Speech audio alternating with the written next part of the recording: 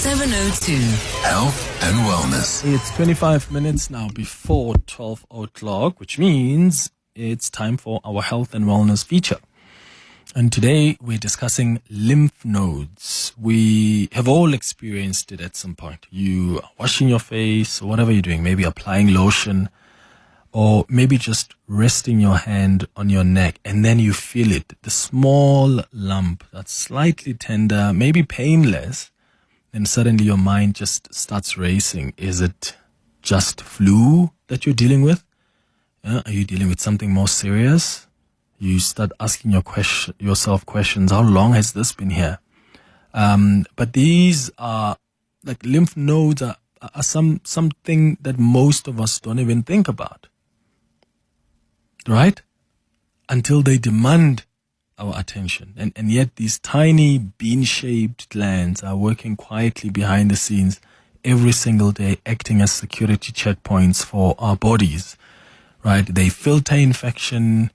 We're often told that they also trap bacteria and viruses and help our immune system respond when we're under attack. But when they swell, especially if they don't go down, it can really be deeply unsettling. So we've invited someone who can explain to us how we should deal and navigate lymph nodes, and at what point also you should be more concerned.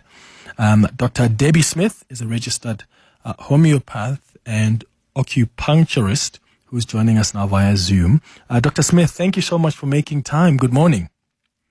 Good morning. Thank you for having me. Let's start with just explaining to us what these lymph nodes are and what role they actually play in the body. So lymph nodes are small immune filtering stations distributed throughout your body. And their job is to trap viruses, bacteria, abnormal cells, and coordinate an immune response. And when they swell, it's usually a sign they are active, not broken. Oh, okay, I see. So do they only swell when we're sick, or they could swell even when there's nothing wrong with you? So because of how their job works, they're filtering out things in our body. So usually when they swell, it will be if we've got an acute infection, because there's suddenly a backlog of something your body needs to get rid of. So most of the time, it's an acute response to something your body goes through. But sometimes if the lymph node stays there, it can show there's maybe something deeper underlying why the lymph node is not going smaller again. Is it normal to feel them, on your neck or elsewhere? So lymph is throughout your body, but in your system, there's concentrated lymph nodes, specifically under the arms, in your neck, and in your groin. Okay. So let's say you now have a sore throat. That's right by your neck. So when you have a cold or flu, your lymph node is going to swell in your neck because it's busy dealing with the infection that's going on in that area. So that's why we might feel it more in our neck when we've got a sore throat or upper respiratory tract infection. So if you cut your toe, your lymph nodes in your groin might swell because that's the closest cluster of big lymph nodes that's there. I see. So sometimes, Dr. Smith, people panic when they find a lump. So how should our listeners tell the difference between something harmless and something that's a little more serious that requires attention? So we want to look at the timeline when the lump started. So if it was in a time of a recent infection or a stress load, or let's say someone's maybe not eating well, so their nutritional status is affected, it could be linked to that. But when you've got other symptoms that combine with the lymph node that's not going away, this is when we might look at, is there weight loss? Is there night sweats? The size of it, is it fixed or can it move? And once those things where it stays there, you've got other symptoms going on with it, then you want to investigate what is the reason for the lymph node to stay there. Okay. How long is too long for a swollen lymph node? So again, it depends on the person. For children, their lymph nodes might be more reactive. It comes and it goes quicker.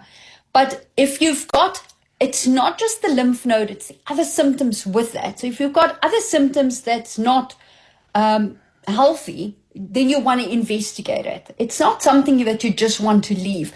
But let's say you've got a sore throat, you've got that lymph node that's swollen there, then you wait until your sore throat is gone, and then you see what happens with the lymph node. Mm-hmm. I want to also us to take an opportunity to take some questions from our listeners. So if you've got any question for Dr. Smith around lymph nodes, send us a message. You can do so on WhatsApp on 072 or give us a call on 011-883-0702. Dr. Smith, when do doctors then start considering lymphoma or other cancers? They would look at the associated symptoms that goes with it. For example, fatigue. That would be a clue. Weight loss, unexplained weight loss, the night sweats. And then they might first run a battery of tests to see what's the inflammation in the body, like a full blood count, a CRP. That shows what the state of the body is. So it's one of, because your lymph system, the way it works, it gives you clues to something else that goes on in the body. That's when doctors then say, should we investigate it further, which might even sometimes be a biopsy to know exactly what we're dealing with. Sure. But is it true that cancerous lymph nodes are usually painless? It's true for most people, and they tend to be fixed.